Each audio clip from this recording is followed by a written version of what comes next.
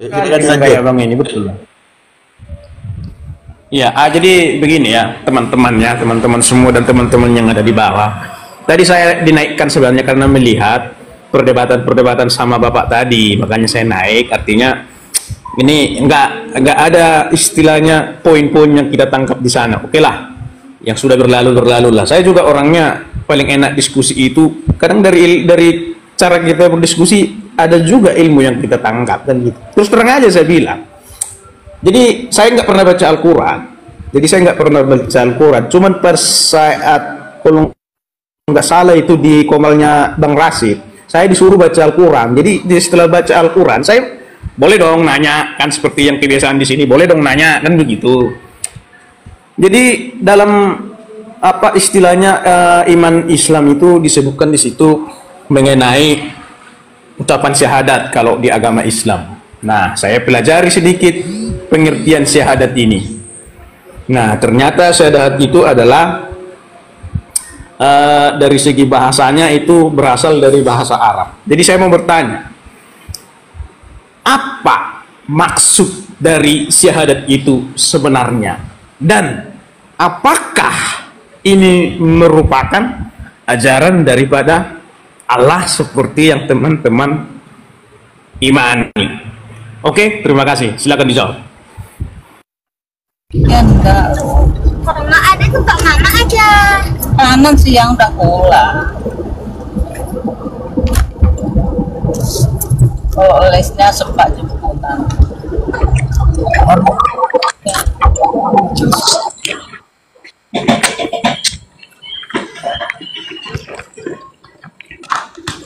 Assalamualaikum warahmatullahi wabarakatuh. Waalaikumsalam warahmatullahi wabarakatuh. Ini saudara Kingdom, pertanyaan Anda ditujukan pada siapa gitu loh. Di sini ada banyak orang nih. Pada siapa? Pada Bang Surufopil atau pada yang lain? Jadi begini, sama ya yang jelas saya rasa yang dimonitor aja slow profil. Kalaupun nanti bisa dibantu buka-buka datanya kan bisa dia tadi buka laptop. Jadi untuk Bang slow profil lah.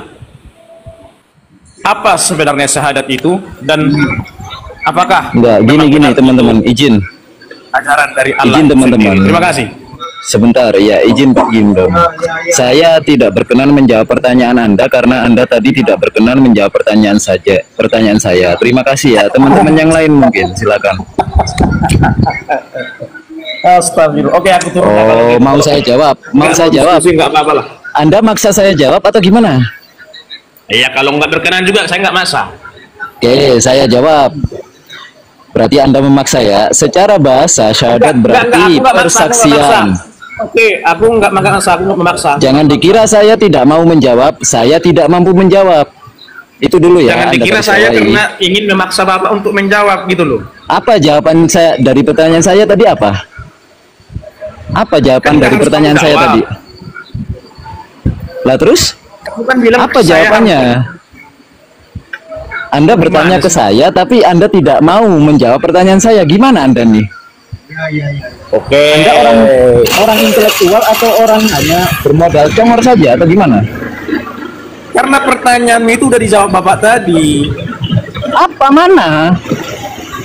Apa itu jawabannya? Ya Allah. Saya mengatakan tadi Yesus itu siapa? Nggak dijawab-jawab kan?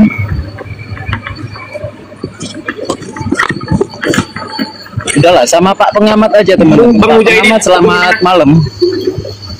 Selamat malam. Oke, aku turun Bang ya. Iya, siap-siap. Nggak ada jelas lagi. Izin Bang Kingdom, boleh nanya bentar nggak? Bang Kingdom. Nah, apa-apa. Yang bisa saya jawab, saya jawab ya.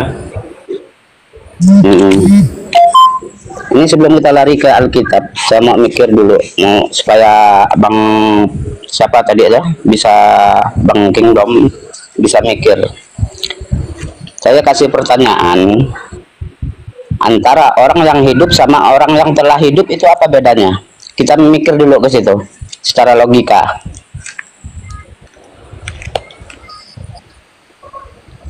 Apa perbedaan antara orang yang hidup sama orang yang telah hidup?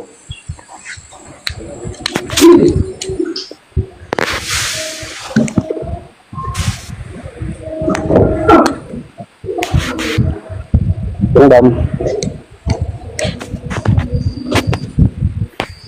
Kita bahas apa ini? Kita bahas Alkitab, tapi sebelumnya kita harus menggunakan akal pikiran kita dulu sesuai dengan apa yang tertulis dan apa yang kita pahami dari yang tertulis. Terkadang kita ini kan bisa membaca tapi tidak memahami apa yang kita baca. Sekarang saya bawa kamu berlogika, coba dijawab antara orang yang hidup sama orang yang telah hidup itu apa bedanya tuh? Kamu nanya pernah logika saya ya.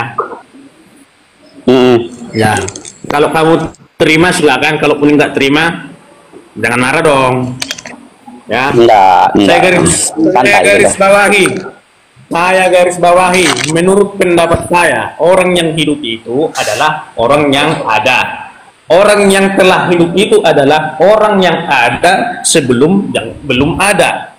Artinya, menurut yang saya katakan ini, yang telah ada ini, dia belum ada tapi sekarang sudah ada.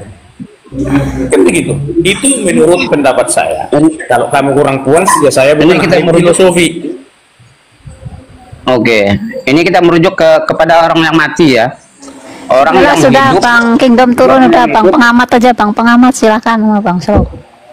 Ya, Enggak, nanti begini, nanya tadi. enggak. Nanti kita kembali ke nanti kita bahas Lukas 24 nanti di situ kan ada poin loh, di situ kan ada banyak poin. Bang Kingdom nih mau Bahwa Yesus itu Pertanyaan saya diciptakan. bagaimana?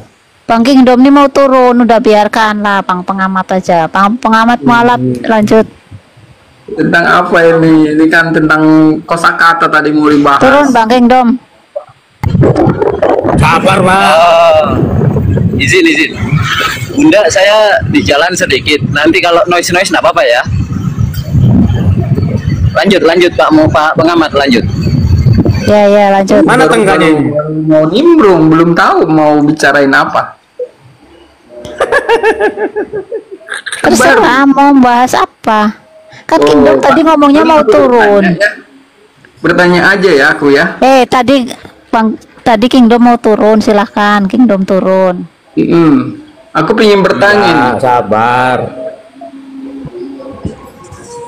Kenapa di Al-Quran silakan. banyak sekali tentang ayat Izin, Bang. yang menjelaskan tentang Abang Isa? Bu gimana nih mau dilanjutkan ya tadi yang saya ingin turunin, Bang. pertanyaan saya. Bos, Nanti kita Turunin, bawa Bang. ke itu nanti. Gimana Pak pengamat? Nanti. Kenapa minim sekali ayat yang menuliskan tentang Isa di dalam Al-Quran? Assalamualaikum. Iya. Ya, banyak Pak. Siapa bilang minim? Surah Maryam, surah Ya, surah Al-Maidah, Maryam dari ayat 16 surah banyak ayat yang lain, surat yang lain Al-Imran banyak. Surah misalnya, Al-Maidah, 41-60. Ali Imran, An-Nisa, banyak. Anissa berapa banyak? An-Nisa 118, Harus An-Nisa 18 ayat. 59. Bukan, ayat 100 ke 18. Ayat ke 118, sorry. 118, 171 gitu ya? Terus kalau dikatakan minim menurut Anda itu standarnya apa? Iya. Kenapa minim sekali pengetahuan Al-Quran ini dibanding kitab-kitab sebelumnya yang ada di Injil? Apa yang minim menjadikan itu minim Ini standarnya kan apa secara maksudku? penulisan ini kurang lengkap ini kalau misalkan ini kita baca ini. Kronologisnya Yakin? nggak jelas. Yakin Anda Tidak kurang memenuhi lengkap? penulisan yang baik ini. Nah, emang penulisan yang baik itu standarnya apa? Iya, misalkan harus jelas di mana, kapan, siapa, bagaimana gitu. Nah, emang di dalam kitab-kitab sebelumnya jelas juga dia lahir di mana, tanggal berapa dia jelas. Iya, bukan tanggalnya, misalkan zamannya jelas, bro. Kok bukan siapa? Zamannya juga jelas Misalkan kan? nih, Lukas ini Apa Anda nih? menulis sangat teratur, bro. Iya, Lukas menulis sangat teratur. Terus Dan standarnya panjang, teratur itu dari jelas Lukas, banget. gitu maksud Kalau Anda? Al-Quran ini dikit sekali, betul, standar teratur itu dari Lukas maksud Anda gitu? sedikit sekali. Bukan, yang saya tanya standar Anda katakan minim itu berdasarkan Lukas. Dibandingkan Ya beda Tapi- lah Pak, standar Anda dengan standar Al-Quran sudah beda. iya makanya. Cuman yang saya tanya itu, Kenapa yang saya sedikit sekali tanya, pengetahuan Al-Quran tentang Isa itu? lah Yang Anda lebih- mengatakan itu sedikit, Orang oke, Islam saya kan menganggap terima. bahwa itu sama dengan Yesus. Astagfirullahaladzim, tidak ada yang menganggap Isa itu adalah Yesus secara letterleg, itu tidak ada Pak. Assalamualaikum warahmatullahi wabarakatuh. Waalaikumsalam warahmatullahi wabarakatuh. Bang Erwin, tafadhol Bang Erwin. Saya lagi belanja soalnya. Ya, lanjut aja. Lanjut. Sebenarnya kalau orang Kristen menganggap katanya, oh orang Islam itu menyamakan dengan Yesus. Tetapi faktanya di Indonesia ada gereja Isa Al-Masih. Pertanyaannya, adakah masjid Yesus? Terus siapa yang menyamakan? Pak pengamat mu'alaf, Itu saya silakan. tahu tuh ceritanya. Sebenarnya bukan waktu masa Pak Harto ternyata itu. Dulu gereja itu bukan Isa Al-Masih namanya, itu Saran ternyata. Bukan Pertanyaannya di Iya, Indonesia terus ternyata itu. yang menyamakan duluan siapa? yang menyamakan. Kalau saya menduga itu Al-Quran yang menyamakan itu pihak orang Muslim itu. Di mana itu? Iya, yang bahwa Yesus di dalam Injil itu sama dengan Isa di dalam Al-Quran. Gak ada, Pak. Jadi orang Islam tidak menganggap Yesus di dalam Injil yang dimaksud. Kalau di dalam Islam itu, di dalam Al-Quran, Bismillahirrahmanirrahim. Qalat inni a'udzu birrahmani minka in kunta taqiyya. Qala innama ana rasulu rabbik li ahaba laki ghulaman zakiyya. Jadi Isa itu adalah hamba Allah, utusan Allah. Nabi Isa alaihissalam itu tidak ada dinarasikan sebagai Yesus. Tetapi pertanyaannya, kenapa orang Kristen itu ada membuat gereja Isa Al-Masih, tetapi Islam tidak pernah mengklaim ada satupun tempat ibadah ataupun apapun itu yang disebut Yesus Kristus? Silakan. Iya, aku tidak setuju itu. Mestinya jangan bikin lah ya gereja bernama Isa Al-Masih ya. Kurang tepat itu.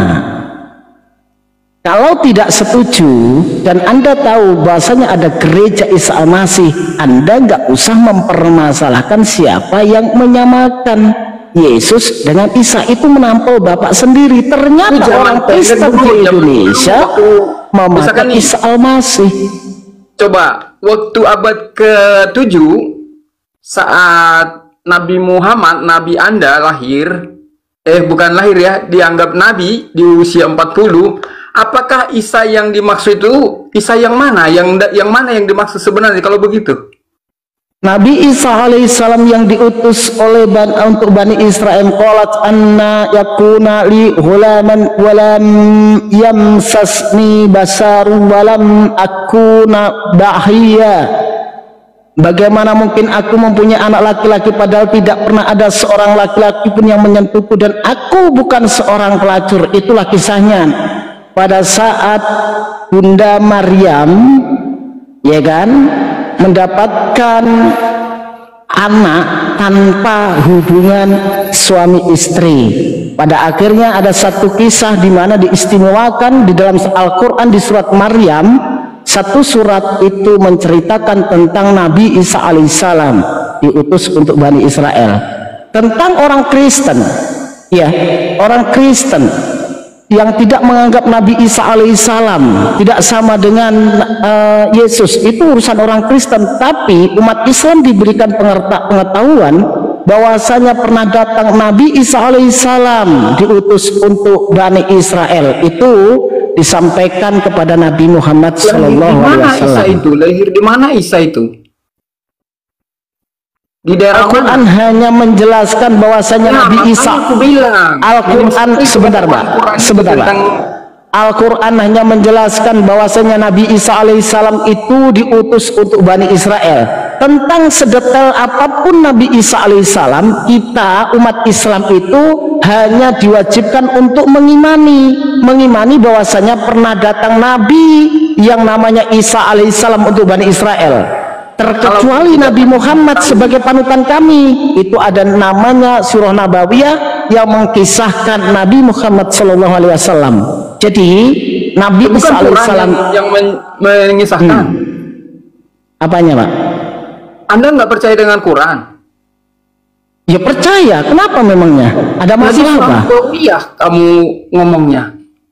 Bapak ini dengarkan dulu tentang Nabi Isa alaihissalam. Kita diberikan kewajiban untuk mengimani, tetapi tidak sedetail dikisahkan seperti apa ya, Nabi Muhammad itu dikisahkan di dalam surah Nabawiyah.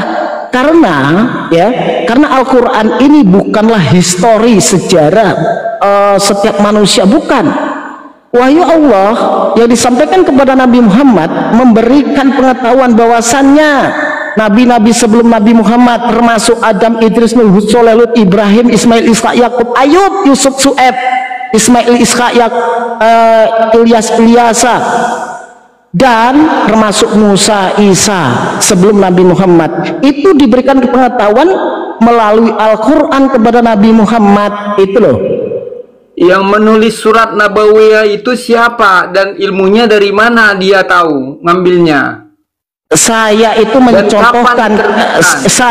mencontohkan surah Nabawiyah itu kalau untuk Nabi Muhammad, tetapi Al-Quran Al-Quran itu bukanlah histori, bukanlah yang seperti Bible. Sekarang saya bertanya kembali setelah saya jawab siapa Nabi Isa alaihissalam di dalam Al-Quran, di dalam Islam, bahwasanya qalat ini a'udzu birrahmani minka in kunta taqiyya, bahwasanya sesungguhnya aku berlindung kepada Tuhan yang Maha Esa Pengasih dari untuk berbuat jahat pada jika kamu seorang yang bertakwa.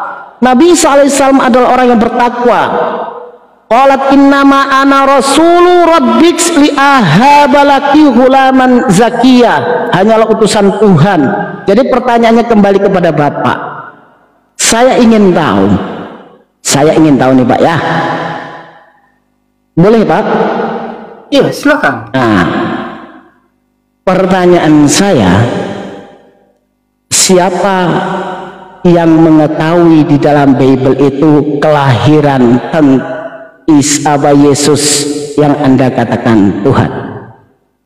Di dalam Injil itu kan sangat jelas. Misalnya ini malaikat menyebut bahwa dia telah lahir. Hari ini telah lahir bagimu juru selamat Kristus di kota Daud. Siapa yang menulis, Pak? Yang menulis? Ya murid. Siapa itu? Murid-murid Yesus. Kristus itu apa Pak? Kristus itu apa? Kristus itu yang diurapi. Ya jadi Bang Alek, manusia, Bang Alek biarin sama Bang Jadi Erwin manusia. dulu. Bang Alek, biar sama Bang Erwin dulu. Terus dapat informasi tentang kelahiran Yesus itu dari siapa Pak? Dari kitab-kitab sebelumnya. Di mana itu? Misalkan Mika 5, Nabi Mika udah menjelaskan itu akan lahir bagimu di Bethlehem, udah dijelaskan itu. Di mana? Di kitab Lukas, Matius, jadi tahu Markus, atau apa panjang Pak? lebar gitu. Kayak gini Pak ya? Gini, kembali kita gini Panjang ya. lebar tahu tentang Yesus. Ketika kita standarkan bahwasanya orang Kristen ini pengikut Yesus dan orang Islam adalah pengikut Nabi Muhammad SAW sebagai utusan untuk umat manusia. Nah, Anda bertanya tentang Nabi Isa. Sudah saya jelaskan bagaimana Nabi Isa itu kita anggap sebagai Nabi dan Rasul yang diutus untuk Bani Israel yang datang sebelum Nabi Muhammad.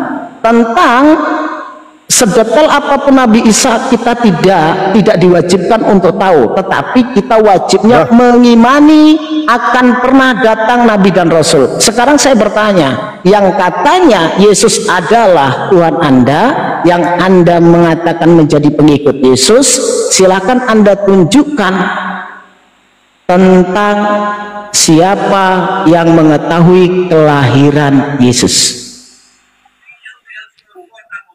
Nah, para nabi juga udah tahu, kan udah dinubuatkan dia.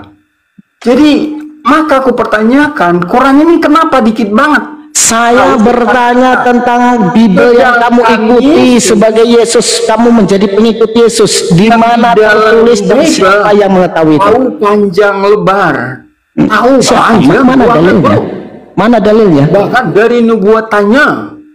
Mana dalilnya? Saya sudah dikatakan Allah beserta kita. Allah beserta mana dalilnya di mana itu? Tengah-tengah manusia. Kau itu gimana sih, Erwin? Semua kitab Yohanes. Baca Kejadian sampai Wahyu gitu ceritanya.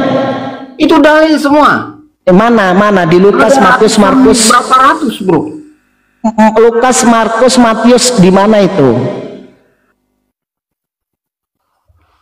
Ya di kitab suci. Iya, di mana Yesus itu yang diinformasikan katanya dilahirkan? Siapa yang tahu dilahirkan itu? Saya bertanya loh. Cuma di kitab. Jelas banget. Nanti kalau dijawab gini, kamu tentang Nabi Isa, jangan lihat aja di Al-Quran, gampang kan? Gampang kan? Angel, di-mute dulu ya, biar sama Bang Pengamat. Sabar. Coba, di mana itu? Ya udah aku bilang tadi, di Bethlehem lahirnya. Iya, itu di Lukas, Markus, Matius, atau di Yohanes gitu loh. Di Quran. Ali Imran 45, 46, 47, 48, 49. Apa ini? Kamu bertanya tentang Nabi Isa alaihissalam. Saya sebutkan di surat Maryam. Saya sebutkan ayatnya. Sekarang saya bertanya sama kamu tentang kelahiran Yesus itu di Markus, Matius, di mana gitu loh. Di Lukas juga dijelaskan. Ya, di Lukas berapa? Dari Lukas awal tuh udah dijelaskan. Iya, nomor berapa, ayat berapa? Semuanya bicara tentang Yesus itu. Aduh, kalau Anda membawa Lukas ini hasil penyelidikan, berarti Lukas ini tidak tahu tentang kelahiran Yesus. Nah, hebat juga kan? Pakai penyelidikan, ditulis. Penyelidikan lebih banyak. Berarti tidak tahu. Informasi didapat. Iya betul, ditulis secara teratur katanya kan? Hebat. Coba kan? Di mana? Di Lukas berapa? Seluruh Lukas. Jangan Anda tajam mempertanyakan Al-Quran, dibalikkan sedikit tentang kelahiran Tuhan Anda aja bingung. Kenapa bingung? Bingung di mana? Lukas 1, 2 atau berapa? Dengar, kalau surat Maryam kan hanya menuliskan Lukas 1, 2 gak usah kemana-mana Maryam apa gimana. Lukas 1, 2 apa? Saya ngetes kamu nih, jangan-jangan kamu tidak pernah baca Bible, cuman diketekin. Semua Lukas itu bicara tentang Yesus, bro. Iya, di nomor berapa? Yang konteks di nomor berapa? Apa kelahiran Yesus? Sampai selesai. Udah baca coba. Baca nggak bakal selesai panjangnya. Baca kelahiran Yesus itu dibaca. Kok ketawa? Kok ketawa? Jadi Anda makanya perlu belajar, bro. Perlu belajar. Kamu yang perlu belajar. Lukas 1 itu Theophilus yang mulia, banyak orang telah berusaha menyusun suatu berita. Itu tidak cerita tentang Yesus kan? Tetapi tentang bahwasanya Theophilus yang itu mendapat informasi dari Theophilus, menjadi saksi mata dari pelayan firman sehingga dibukukan. Nah, di nomor berapa? Di Lukas berapa tentang kelahiran Yesus, dan dari mana Lukas ini tahu? Bukan cuma kelahiran. Kita kan bukan bicara kelahiran doang. Silakan di Lukas berapa? Itu 24 pasal ya, itu bisa. Silakan kelahirannya. Saya kan bertanya kelahirannya saja. Ya, itu di Lukas berapa? Pas tadi mau bilang di kenapa Lukas berapa? Kenapa minim informasi yang diketahui di Lukas berapa? Lukas 1 sampai 24 itu berbicara tentang Yesus semua. Yang kelahiran Yesus di Lukas berapa? Bacakan untuk saya. Dari awal mulanya dituliskan, disebut teratur. Terus itu inilah orang Kristen ya, debat ngomongin kitab, di depannya nggak ada Bible, ditanya plonga-plongo. ayat 1 sampai 24 itu bicara tentang Yesus. Coba Lukas 1 kau bacakan. Kalau itu tentang kelahiran Yesus. Oke, dengar, aku baca semua sampai 24 ayat ya. Kamu diam. Jangan ngomong. Kalau kamu minta baca ya. Khotbah ini pendeta. Theophilus yang mulia. Banyak Kalau orang perlu telah gini aja, berusaha pengamat, kalau perlu dari kejadian sampai kebiruan kamu baca semua. Kami siap mendengarkan kok, silahkan. Seperti yang disampaikan kepada kita oleh mereka yang dari semula adalah saksi mata dan pelayan firman.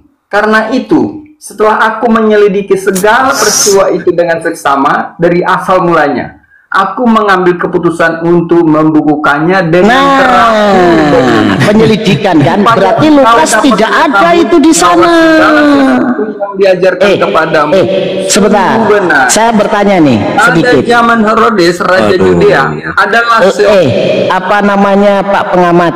Ada Lukas ada nggak di waktu Yesus dilahirkan itu? Nggak sadar dia Bang Erwin. Lukas ada nggak di sana? Enggak, maksudnya Lukas ikut jago enggak pada waktu Yesus lahir itu, jago enggak gitu. Hasil penyelidikan Pak. Berarti Lukas itu tidak pernah tahu kelahiran Yesus, tapi hanya mendapatkan informasi yang dibukukan. Terus Anda menganggap sudah valid gitu ya. Berapa tahun jarak Lukas dengan Yesus sudah anggap ini valid tentang kelahiran Yesus gitu. Dengan PD-nya Anda itu valid. Ya, yang jelas lebih dari 20 tahun itu. Ah, itu. Coba cari yang valid lah. Informasi tentang kelahiran Yesus ini siapa yang tahu? Apakah ada yang mencarikan dukun urut atau gimana kan? Ya siapa tahu yang ada ini ada nyariin kambing akikah tempat siapa kan gitu, enak itu. Iya siap.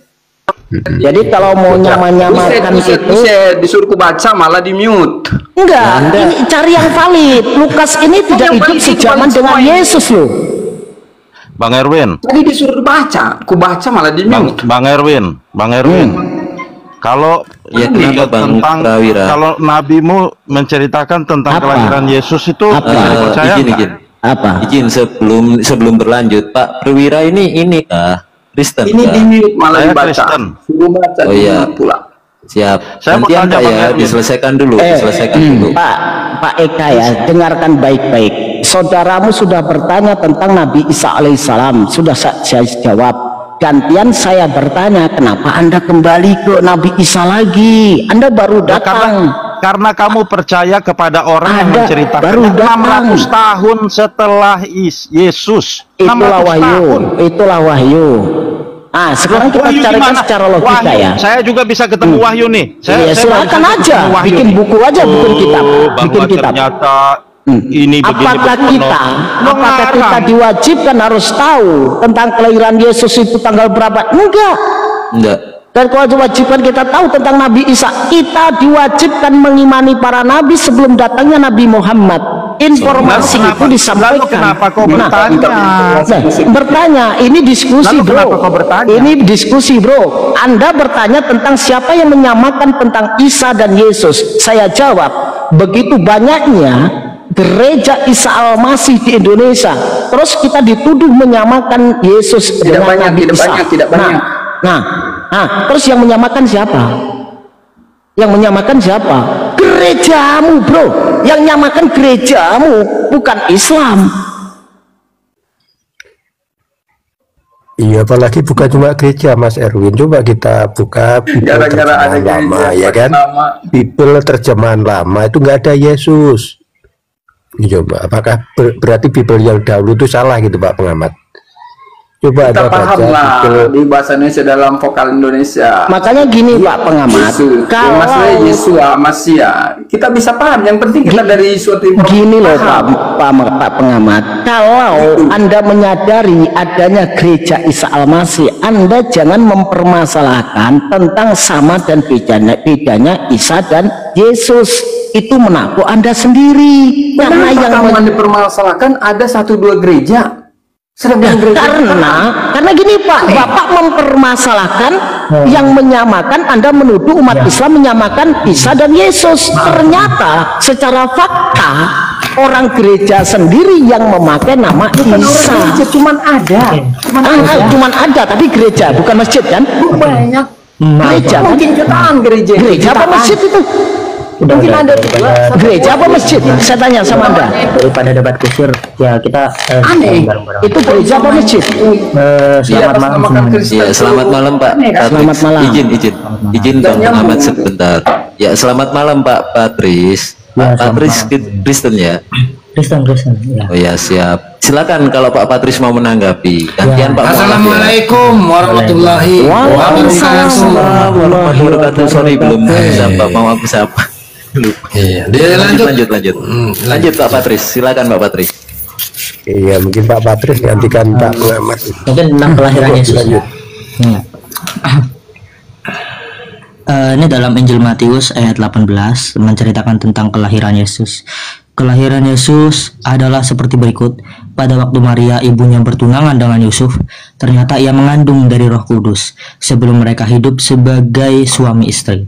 Karena Yusuf suaminya seorang yang tulus hati dan tidak mau mencemarkan nama istrinya di muka umum, ia bermaksud menceraikannya dengan diam-diam. Tetapi ketika ia mempertimbangkan maksud itu, malaikat Tuhan nampak kepadanya dalam mimpi dan berkata, "Yusuf, anak Daud, janganlah engkau takut mengambil Maria, sebab istrimu, sebab anak yang di dalam kandungannya adalah dari Roh Kudus. Ia akan melahirkan anak laki-laki, dan engkau akan menamakan dia Yesus, karena dialah yang akan menyelamatkan umatnya dari dosa mereka." Hal itu terjadi supaya genaplah yang difirmankan Tuhan oleh Nabi. Ya, ini sih. Pertanyaannya gini. Ya, pertanyaan gimana? Di situ ada diksi menceraikan, ya kan? Apakah waktu sebentar. Selesai aja belum, sudah mau nanya? Ya enggak, nanti aja maksudnya. Ya. Sewaktu Anda mengatakan itu menceraikan, posisi Yusuf itu menjadi tunangan, ya kan? Betul. Kira-kira menurut logika Anda salah nggak kata cerai itu? Menurut saya ya, tunangan ini ya mungkin dia membatalkan tunangan itu, seolah-olah bercerai, gitu aja sih, simpelnya. Seolah-olah ya berarti ya? Iyalah. Kata cerai itu pantasnya untuk orang yang masih tunangan atau sudah menikah? Ya, biasa kita menggunakan itu kepada orang yang sudah menikah, tapi di sini kan disebutkan sebagai orang yang bertunangan. Maksudnya adalah dia mau nikah, ya kan? Tapi dia gara-gara ngandung anak. Menurut Anda, setelah ada kata menceraikan itu, Yusuf sudah menikah atau pantasnya sudah masih tunangan? Saya itu nggak terlalu penting. Oh, nggak terlalu penting. Ya penting lah. Kalau seandainya kata cerai itu disematkan kepada orang sudah menikah, ya kan? Berarti suami istri ada kemungkinan Yusuf itu hasil dari Yusuf dan Maria. Ada kemungkinan, tapi di sini nggak tetapi kalau Anda mengatakan itu ada kemungkinan juga itu menceraikan itu adalah memutuskan hubungan tunangan, ada kemungkinan juga. Sama-sama ada kemungkinan bahwa Yesus itu anak biologis. Coba ada diksi menceraikan. Diksi menceraikan itu pantasnya orang tunangan apa orang yang sudah menikah? Harus tahu juga tradisi di sana kan. Di sana juga orang Yahudi kan begitu. Ya enggak? Betul nggak? Masa iya tradisi Yahudi disamakan dengan tradisi Indonesia? Bisa saja di sana bahwa ini sudah bahasa Indonesia. Kalau memang tunangan bukan menceraikan tapi pembatalan tunangan. Tapi di sini kata-katanya apa? Bertunangan kan? Bertunangan tapi ada kata menceraikan. Kalau menceraikan ini pantasnya disematkan kepada suami istri atau tunangan. Orang Yahudi itu kalau misalnya pun sudah bertunangan, itu sama. Tunjukkan dalilnya. Orang Yahudi kalau literasi bahwasanya tunangan itu kalau pisah dari tunangan itu adalah bercerai. Itu kenapa itu keluar itu? Bentar. Lanjut aja Pak Pratis. Ya, menurut saya ini maupun bercerai itu sama-sama berpisah, maksudnya begitu. Iya nggak? Sama-sama menceraikan loh. Dalam tradisi Yahudi mungkin bertunangan Jangan mungkin, kalau mau mungkin saya juga bisa mungkin. Ketika orang itu meninggalkan Maria. Kalau Kan mungkin mau saya juga bisa mungkin. Sekarang gini, kalau Anda bermungkin-mungkin menceraikan di sana, bisa jadi mungkin juga itu sudah menikah. Tapi bisa jadi mungkin juga Bapak ini ngarang, betul nggak? Loh, Anda juga ngarang kalau gitu. Tapi di sini aku nggak ngarang, soalnya ada data di mana ini bertunangan. Ada datanya menceraikan, tapi Anda ngarang kalau menceraikan itu memutuskan pertunangan. Ada nggak kata mereka menikah? Tetapi menceraikan itu, Loh, ada nggak kata menceraikan itu pantasnya untuk siapa? Menceraikan, menurut pemahaman saya bahwa ketika orang ini mau bertunangan nggak jadi, ya cerai sudah selesai gitu. Ya, ada kemungkinan dong. Loh, di sini kan nggak ada kata menikah. Tapi di situ tidak ada kata yang di situ itu seharusnya pemutusan hubungan pertunangan. Loh, yang mengharuskan siapa? Ini kan kitab saya, bukan kitab. Katanya menceraikan. Menceraikan itu untuk orang menikah. Bahas budaya itu. Kalau nggak tahu ya udah jangan. Ya makanya saya minta kalau memang literasi budaya Yahudi menceraikan itu bisa untuk orang bertunangan, silahkan tunjukkan gitu loh. Itu cerai itu apa? Ya apa namanya, pemutusan hubungan antara suami istri lah namanya cerai. Cerai itu berpisah nggak? Ya berpisah, tapi yang sudah punya perjanjian nikah. Loh, kan itu berbicara tentang kalau tunangan belum namanya cerai, namanya belum ada perjanjian nikah. Ini kan kita lagi berbicara tentang tradisi. Makanya kalau ada literasi yang Anda katakan itu budaya Yahudi, silakan sajikan ke sini bahwasanya kata mencerai di situ bisa dipakai untuk pemisahan orang bertunangan. Inti dari kata bercerai itu artinya apa? Kok inti menceraikan kok gimana? Iya, inti dari kata menceraikan itu yang ke satu itu memisahkan hubungan atau hubungan. Menurut hubungan Kamus Besar ya. Bahasa Indonesia, perceraian berarti perpisahan atau putusnya hubungan sebagai suami istri. Itu KBBI ya? Nah, itu KBBI. Emang KBBI bisa tentang tradisi Yahudi? Ya, kalau tradisi Yahudi silakan suguhkan. Kalau Anda itu kata bercerai di situ adalah pemutusan pertunangan, silakan suguhkan datanya. Tunggu saya mencari datanya ya. Nah, gitu. Baik. Bang ini saya Bang Udin, Bang Slow, saya maghriban di sini pas. Oh, siap. Maghrib di sini. Betul, Bang Erwin, Masya Allah. Ini Bang Patristiko ini. Iya, ini tadi pembahasannya sama Bang Patris ini, Bunda. Iya. Bang Erwin di ini aja, di mute aja. Silakan Bang Slow profil, silakan. Iya, jadi di dalam Matius 18 tadi, Matius berapa tadi ya? Matius 5:18 kah? Lupa kok. Matius tadi menjelaskan di sana memang dikatakan sebagai suami dari Maria.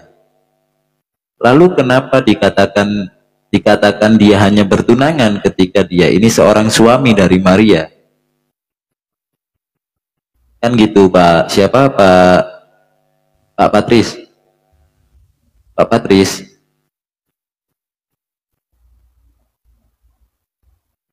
Pak Patris, silakan dibuka Pak undangan meet-nya Pak, diterima Pak. Iya.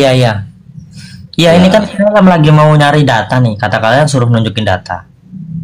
Iya, betul, siap.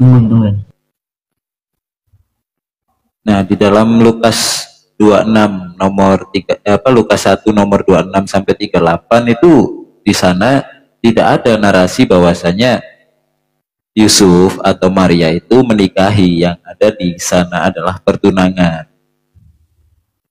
Itu satu. Mengenai tadi sejarah yang dikatakan oleh Pak Pengamat, memang baik di Al-Quran maupun di dalam Bible tidak ada secara detail, secara komprehensif tentang bagaimana kronologis Isa alaihissalam. Sangat minim. Sebentar Pak, kalau orang ngomong gantian dong. Saya tadi sambil di jalan soalnya, mohon maaf. Udah ketemu Pak Paratis? Ya, coba dibesarin dong, Oh, besar full, siap. Bentar. Ya, kita kan di sini diskusi sehat aja gitu. Betul. Saya apresiasi. Penjelasan lebih detail dalam ini ketika saya searching tadi dalam pertunangan dalam hukum Yahudi, pertunangan dalam tradisi Yahudi dianggap sebagai suatu perjanjian yang serius dan memiliki kewajiban yang serius. Ya, memiliki kewajiban yang sama seperti pernikahan. Oh, berarti dalam tradisi Yahudi itu pertunangan itu memiliki kewajiban yang sama seperti pernikahannya. Jadi Yusuf ingin memutuskan pertunangan tersebut, juga bisa bercerai atau diceraikan. Kenapa harus bercerai? Diksi yang dipakai Pak di dalam Matius tadi. Kenapa karena tidak inti dari kata memutuskan? Karena inti dari kata bercerai juga ada berpisah. Dua hal yang berbeda itu Pak. Ya, kalau dalam KBBI, dalam Kamus Besar Bahasa Indonesia, mungkin kita melihat itu sebagai kalau bercerai kan berarti udah nikah kan gitu kan. Nah, betul. Tapi orang-orang Kenapa? Karena kaidah bahasa Indonesia itu komprehensif. Ada masing-masing kata ada penggunaannya. Nggak bisa kata itu ditempatkan kepada kronologis dan situasi yang saya berbeda. Saya nggak terlalu mempermasalahkan itu karena saya melihat juga dalam tradisi yang Yahudi gitu. Kalau kalian mempermasalahkan ya nggak apa-apa gitu. Silakan. Terus mengenai kelahiran Isa yang di Lukas tadi, di Matius yang Pak Ratis bawakan, apakah di sana diceritakan siapa yang mendampingi Yesus, proses kelahirannya Yesus di mana, tanggalnya berapa, harinya apa? Mau yang spesifik tanggalnya nggak ada kalau tanggalnya. Kalau kita bicara sama kan artinya. Kalau gini, enggak perlu panjang lebar Pak. Tadi Pak pengamat mengatakan bahwasannya narasi kelahiran Isa alaihissalam di dalam Al-Quran